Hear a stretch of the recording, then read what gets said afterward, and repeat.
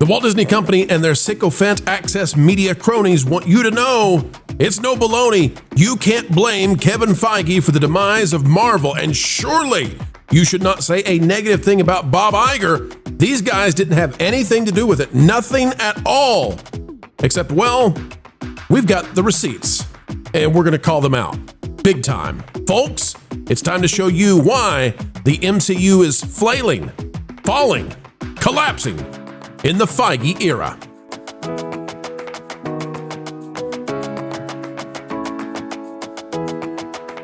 Hello, ladies and gentlemen. Welcome back to the Pro Channel. It is time to dive deep in the Wayback Time Machine. We have the receipts to show you that everything that is going wrong at the MCU is due to Kevin Feige. No, seriously. And we'll bring it to you. You can go ahead and doubt. You can say, no, come on, Pro. We've got it. We'll show it to you. We promise. Don't go anywhere. Click the like button, and off we go. All right, folks, it is all over the web. Everywhere you go, the websites are telling you what it is that has destroyed Marvel, Star Wars, and Pixar. And the funny thing about this is that means that they are now all on board the good train that we have been choo-chooing along, saying that they chewed up their big boy brands, minus Pixar. But they really did. They destroyed them. And for years now, they've told us, no, those were Russian bots. Those were Russian trolls. The Last Jedi was a big success. Everybody loves the sequel trilogy. Rey? Oh, she's hip, hip, hooray around here. Kevin Feige knows exactly what he's doing. You guys don't want it? Just don't go watch it. Everybody else, the whole world will enjoy it. Guess what? Now they're admitting it's done for. That, though, is not the big news today. The big news is that we're going to expose exactly what went wrong as opposed to the new narrative. If you would like to check out the Patreon, I have the explanation for why Disney has elected to blame Disney Plus for this. And it all goes back to Bob Chapek. I highly recommend that you check out the Patreon so that you can see exactly what's going on there. But let's dive into what Kevin Feige did that utterly destroyed Marvel. This is the report out of MovieWeb, but you can find a dozen of these across the internet right now as they're all reporting on it. It says, new report reveals how one Disney decision has nearly destroyed the MCU and Star Wars, but is it too late? By Richard Fink. And again, on the Patreon, I've got the explanation for why they've come up with this new narrative. Disney has certainly struggled at the box office in recent years, and it appears the push to add more content to Disney Plus might be the main culprit. With reliable names like Star Wars, Marvel, Pixar, Walt Disney Animation, and their various live-action remakes, Disney movies dominated the late 2010s box office. Bullhunkus, they dominated the last 2 decades. However, following the COVID situation and the launch of Disney Plus, the studio has seen many of its movies struggle at the box office, with even some of the biggest franchises, like the MCU, Indiana Jones, and more, struggling. A recent report from The Wrap, via Comic Book Movie, why don't you just say Comic Book Movie, suggests that the desire to push out more Star Wars and Marvel projects has seemingly worn audiences down and devalued the brand. Now, they're coming out here and saying this after Fantastic Four has flopped on its face. But folks, would you like to know the real reason, and with the receipts? I'm going to give you the receipts. We are destroying this narrative today. Run and hide, Kevin Feige. Go full ostrich mode, Bob Iger, because here we go. Welcome to the Wayback in Time Machine. Pro's going to take you to December 29th, 2018, because Pro has a memory, and it's like a steel trap, baby. From Screen Geek. They didn't scrub this one, did they? Vince Hoover, the author here. Captain Marvel will lead the MCU going forward, according to new video.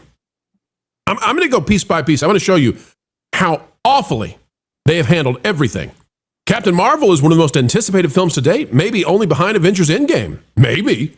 The origin film set in 1995 will give us our first real look at the Marvel Cinematic Universe's most powerful hero. Carol Danvers will also become the anchor of the MCU moving into Phase 4, ushering in a whole new era of heroes for years to come. Now, thanks to a behind-the-scenes video making the rounds in some theaters, we're getting another look at the upcoming film. But I want to go down. Let's see if I can get to it. Where's Kevin Feige? Here we go. We also get some interview segments with Marvel Studios head Kevin Feige and Captain Marvel star Brie Larson. While the clip only catches the end of what Feige has to say, here's what it is. Captain Marvel is about to take the lead and be the forefront of the entire MCU. That's Kevin Feige in 2018. Captain freaking Marvel. This was their plan. They wanted her to be the Tony Stark for phases 4, 5, and 6. Brie Larson, Captain Marvel, was going to be the lead for all of this, for a decade of Marvel movies. They don't want you to remember that, do they? Hey, what if we have more? What if we have more? We do have more.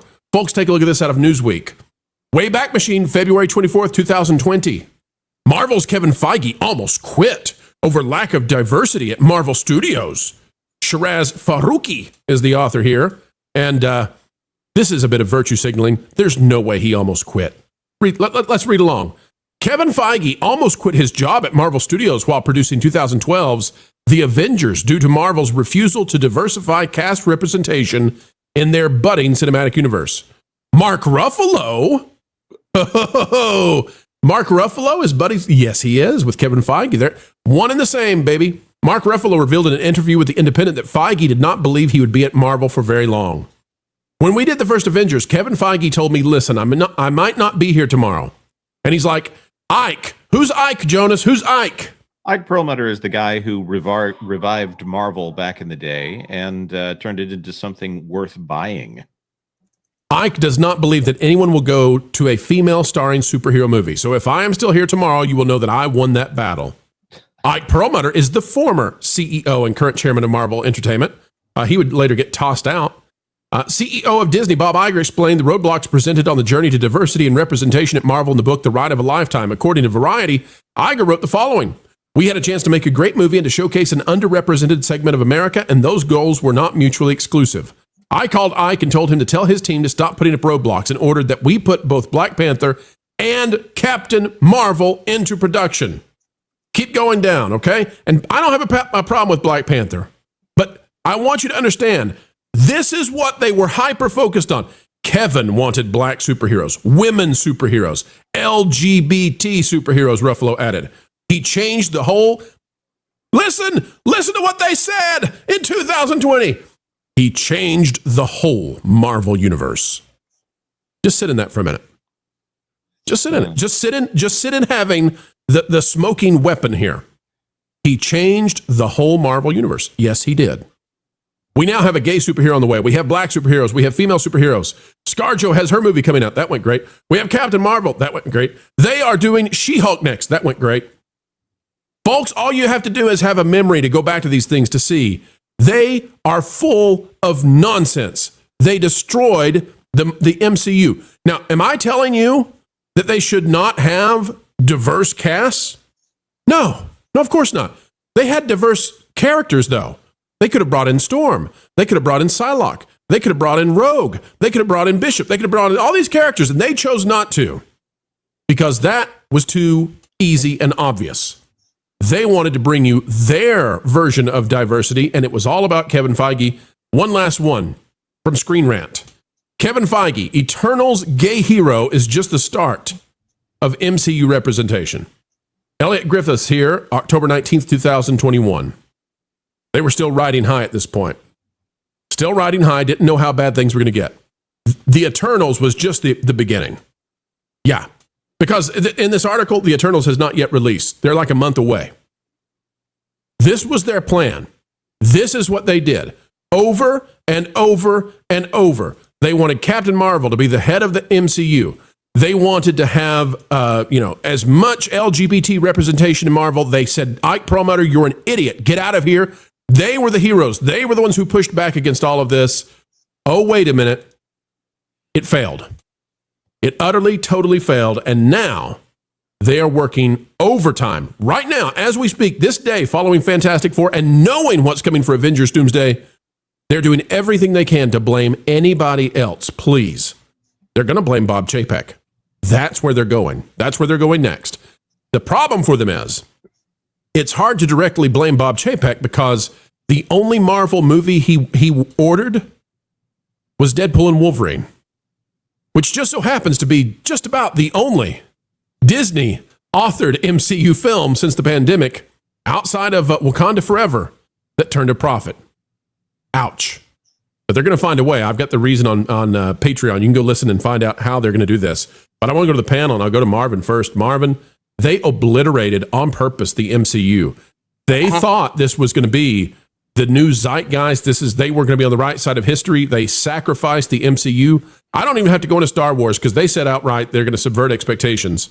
Marvin, walk us through Why should we absolutely hold them accountable for what they've done to the superhero genre? Well, what you're seeing since this last weekend came out, all of a sudden there was an explosion of media from the Spider-Man set, and then every media company started running with this narrative of, well, the reason why the MCU is failing is because Kevin Feige was just working too hard for all of you for all that time. Like, he was just doing too much. Like, no, we acknowledge it. We have an article up right now on That Park Place specifically about how the media is trying to blame anything but Kevin Feige and the identity politics, nonsense that came up through the Marvel Universe since Endgame. This was deliberate. It was Kevin Feige. It was Victoria Alonso, who you see there on the left. It was them making a concentrated effort to swing the Marvel Universe into becoming a propaganda machine. And we see that, Marvin, because they tossed Ike Perlmutter out over politics. Yep. He's a conservative. They tossed him out. And who do we find out is Kevin Feige's go-to man, the actor that he identifies with and must be besties with?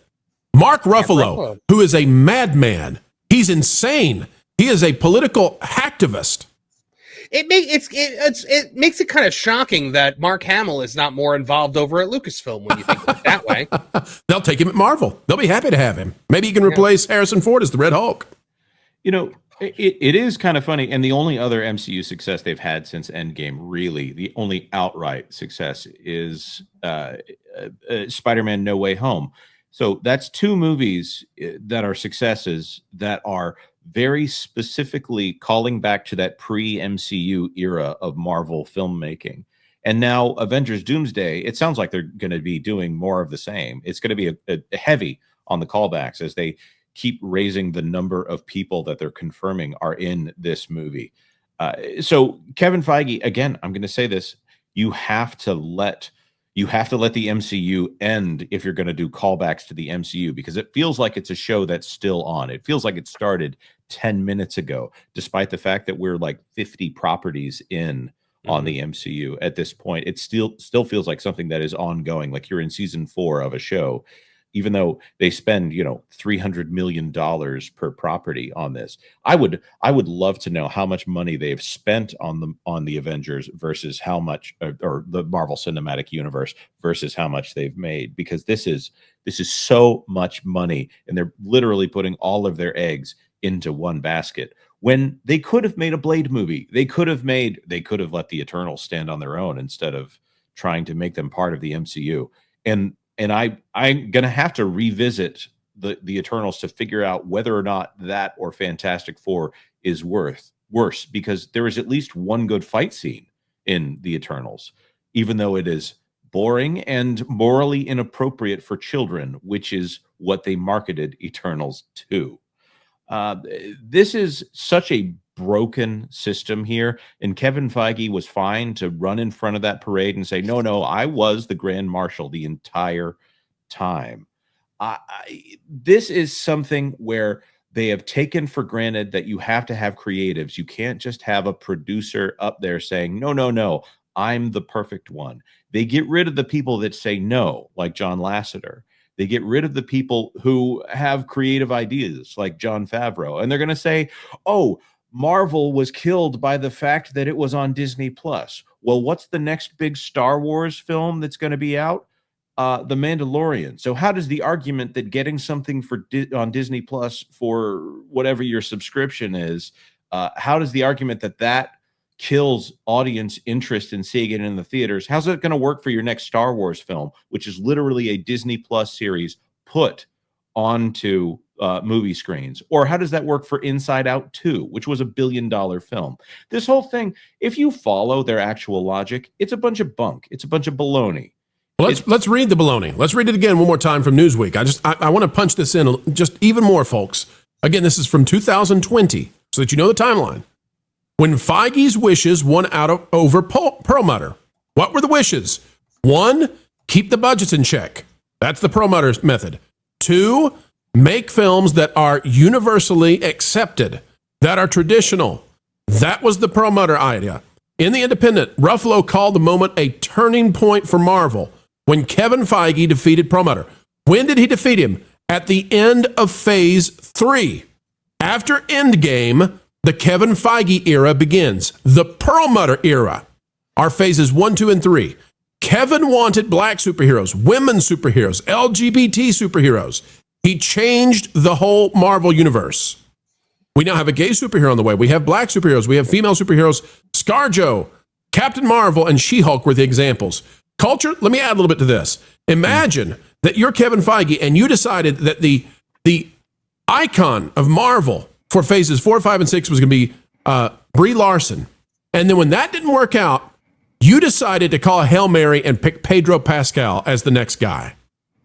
Well, I feel like this is the same kind of decision making as putting additional money into a 28-year project called the WNBA and expecting a profit. I think he's drafting off that genius maneuver. You're looking at this guy wasting $500 million per movie coming up, and Pedro Pascal figures to, or at least was going to figure into being a big part of Doomsday. I'm telling you right now, Disney might as well buy the WNBA and put Kevin Feige in charge. Well, they pretty much did when they, ESPN's pretty much done that. Well, I mean, it's all gynocentric. It's all ladies in the middle, and that's how it's been since, phase 4. Go ahead. The thing though is they have shown that they understand, they know darn well behind closed doors what the problem is. They know that people don't like this direction, and they have tripled and quadrupled down on it. They had ample opportunity to change courses, and in Fantastic Four, they still went with Pedro Pascal, Sue Storm defeating Galactus with the power of motherhood, and the female Silver Surfer. They had an opportunity to course correct and didn't take it, which means they're not going to take it. They will never take it. It's not about money. It's about sending a message. Well, that's the lesson, Marvin. That's the lesson. Kevin Feige, we now know, is a Mark Ruffalo. Yeah. There is no saving someone who is a Mark Ruffalo because they are fully, totally devoted to politics. This is what they did. Imagine, okay, Ron, by 2018, 2019, a Marvel movie could expect to make anywhere between $800 million and $2 billion. That was the expectation for a Marvel movie. Today, they have, and this is just the same as late night TV, they removed at least half the audience. The ceiling now appears to be around somewhere between 500 and 700 million, and the average is below $500 million. They have cut the Marvel movie Golden Goose in half at least, by these stupid decisions. So the original quote that you read from Kevin Feige, was that, did he say, I'm going to take the MCU and turn it into a hole? Is that what he said? I heard the word hole in there somewhere, and I think that's what I'm assuming at least that's what he meant, because that's what's happened to the MCU. Like, as one of the biggest fans of the MCU during the Infinity Saga, I mean, literally for the most part, it felt like they could do no wrong. And then, of course, this Captain Marvel movie came out, and I don't know exactly what it was. I don't think that it was specifically because it was a female-led movie. Wonder Woman had come out on the DC side of things, and the first Wonder Woman movie, I really enjoyed it. I liked it. It was good. She was a likable character and a likable person. Brie Larson as Captain Marvel, the way that it was played, I don't know if it was the way she acted, the way she was directed. I don't know if it was her fault, the director's fault, the writer's fault. Could have been everybody's fault, but it was boring. She was stoic, and she was incredibly unlikable. And there were certain lines that she gave in that movie. It's like when a guy asked for a smile, and she was like, "It's not about." Yes, that was when this all happened, Ron. She came out and she said, "I don't want a white guy reviewing my movie." She came out, and that was about the Oprah film, whatever that was, Whispers in Time or whatever that was. She came out, and there was the scene that came out in the trailer where she mistreated. I mean, she was. I mean, it was awful to see a superhero do what she did to a guy. The press tour for. I mean, her co-stars clearly did not like her on that press tour. And that's the difference, Ron. So when they talk about diversity, they mean something different than we do. It is wholesale different, and they bought into this diversity TM, right? The Disney brand of diversity, which is gender facing first. Representation facing first. Whereas what we're talking about when we say representation is We're talking about the character facing first, because we believe that individuals have individual personalities that rise above their immutable differences, and that those must be the first thing you take in, or else you're a bigot, right? You're buying into tribalism and stereotyping. It's just like an Ironheart. There is nothing likable about Riri Williams and the way she plays that character in Ironheart. Of course, she ends the program by making a deal with the devil. Like, literally, that's how it ends. So she's not even a superhero. She's literally becoming a supervillain. I don't know when her redemption arc begins, but it certainly hasn't begun yet. It's so annoying. I liked WandaVision. I think they've had it's been a really rough patch because they don't have writers who are focused on story. They have writers who are focused on, like Marvin says, the message. We got to get the message out there. And that message is a narrative that plays to 2% of the audience, and the other 98% is left scratching our heads just wanting a good film where a hero beats a villain. You want the heroes to be the good guys and happy and smiling and joyful, and the villains to be the bad guys and they're awful people. And it's like this whole narrative, this whole message, what we kind of refer to as wokeness, it doesn't work because I think there's something ingrained in all of us as humans where we just have like the conscious, like, Jiminy Cricket, let your conscience be your guide, where we just kind of internally know good from evil and we want to cheer on good.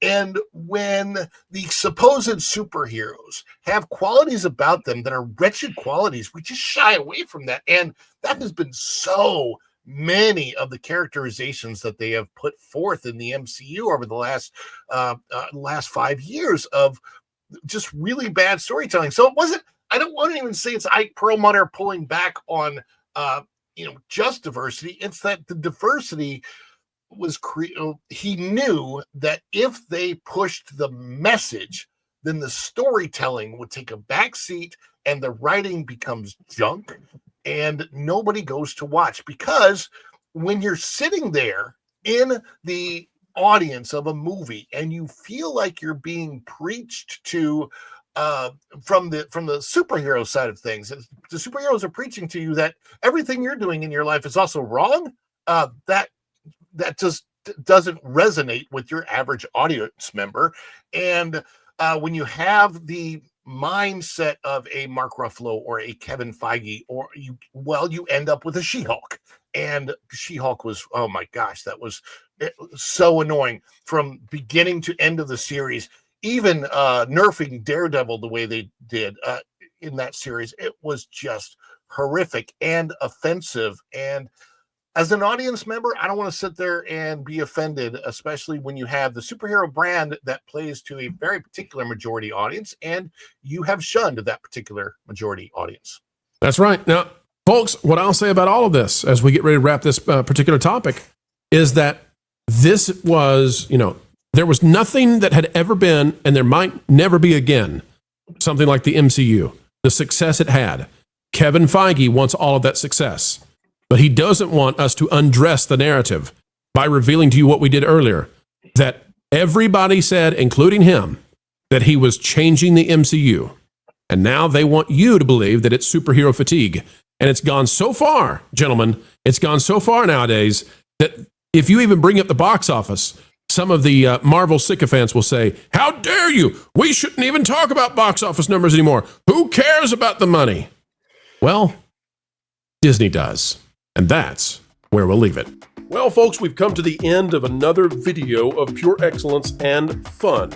Explaining entertainment, keeping you ahead of the culture curve. That's what we hope you believe we've just done. And why should you believe it? Well, because we've done our very best to make it so. To be true, to be factual, and to do what the mainstream so-called access journalists simply won't. Folks, you can help share this out across the fruited plains of YouTube by clicking the like button, share, subscribe, click it, stick it to the algorithms. It is the notification bell. Drop a comment down below. Let us know your thoughts. And folks, as we get ready to say sayonara for now, we ask that you keep learning, keep growing, and wherever you are and whatever you're doing, keep having fun. Jump into the water. Why listen to music made by people and companies who really don't like you? Check out Vacation Radio today and prepare for all new content made by the people behind the WDW Pro Channel. It's the place you need for all the music. That should be fun.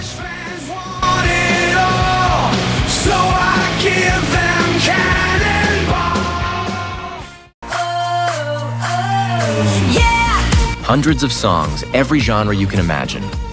Listen live on YouTube and enjoy a set list that's always sunny. It's Vacation Radio.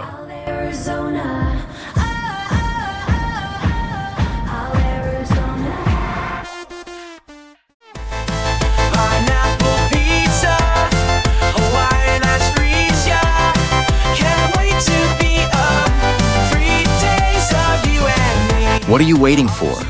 Every WDW Pro video has a link to Vacation Radio in the video description. Try it out and subscribe today.